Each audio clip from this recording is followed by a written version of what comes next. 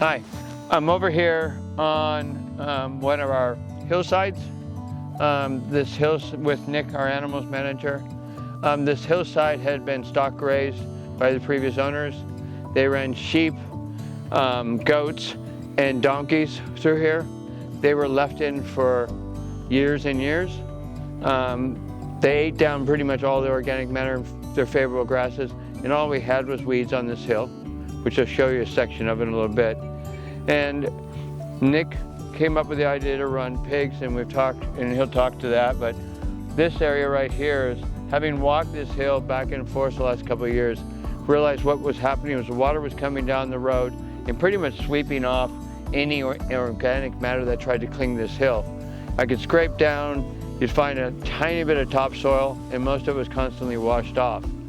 By what we made a decision to do, was dig in some swales on the hillside here.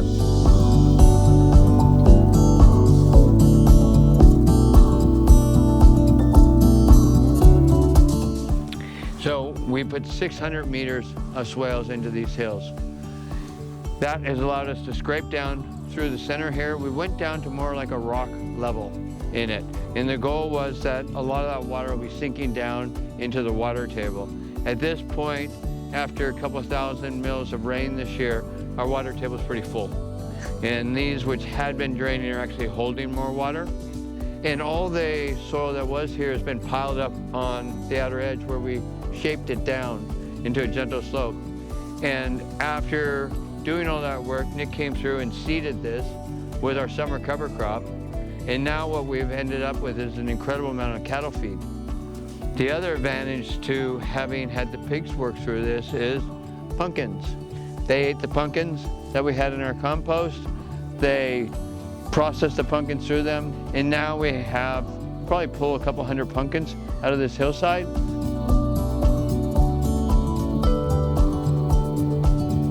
Instead of running straight down the hill, hitting our creek and running into the ocean, now we're actually holding this water in the land.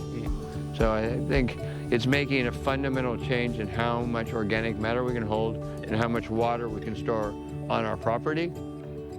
Also the nutrient that this catches, so it catches any sort of runoff we get above ground of it, and it's holding all that. It gets organic matter in here. Also, they're just amazing spots for biodiversity. I was moving some stock through here the other day, and I saw some ducks in the water table there. There was little lizards running along. There was birds up in the tall cover crop that were eating the seeds that had gone to seed, and it's just like vibrantly and way more ecologically productive than it was beforehand, before we had those swales in, by having that water source. So I think it's, massive, catches water, catches nutrient, creates more habitat. It's, win-win-win. Funny you said the ducks, because I had a duck crossing this morning. Oh, is that right? So I was coming down the road here, and they were waddling across, and I'm like... Yeah, they're loving it in here. And the species are coming in. When you look at this land, I mean, this becomes a habitat that you're talking about in the silt trap. Yeah. You know, the bottom line is we put earthworks all around the property to create silt traps. Instead of letting the water move so quickly through the land, it's coming into that rock, it's coming into areas where we put silt traps, it's getting captured. Water's continuing through the farm, but we're catching that organic matter that, you know, it's coming from up in our hills, up in our trees. It's abundant, it's super nutrient rich. And the last thing we want to do is have that diversity washing off this land. And we can go into those silt traps, we can clean them up every couple of years. We can bring that back up into the farm and into our compost systems and add that productivity across the whole farm. You know, we have in other areas where we might want to do swales on, but we have a ton of work to do before we could even consider doing it. This hill was pretty denuded of tree. Yeah. There was nothing on here, and it was just weed. And it was really simple to work with. In other areas, and, you know, we have the trees, but they're not allowing the grass growth around them. So we're losing a lot of nutrients on those hills, and some little pockets might help.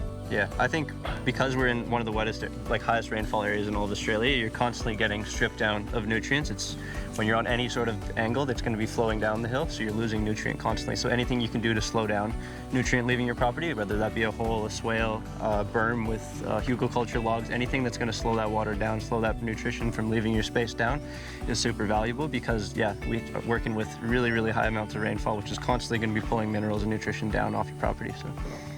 In this case, you're doing a gravity feed off of this into... Yeah, it's been handy. We've got a little water source here, which is nice since we've had so much plant matter around it, really good quality water, and then we're using that to siphon down to cattle water rather than having to run big water infrastructure through. So that's just another added bonus of that. We've been able to put stock through here and have a really good abundant source of feed. So. Which is why you have the weaners down here right now, Yeah, we put right? freshly weaned calves onto there, so those are the kind of cattle the classic cattle that require the absolute best nutrition because they're just leaving their moms, they're not having milk anymore, so they really need good feed in order to kind of punch up and become big, strong mama cows. So putting them out onto here has just been a great resource of feed to grow out those weaners on. And now we're able to move that water where we want that water to go, which has been advantageous. So it used to be you'd come off of where that dam was and the whole hillside was boggy for months out of the year. Yeah, exactly. And now it's not. Now you can actually go through that. So this has done a better job of us deciding where we want to store water on the hill. And I reckon Bongo really appreciates having a spot to cool off. Every 10 minutes he's got a swale to jump in rather than having to hunt for the dam that might be kind of far away.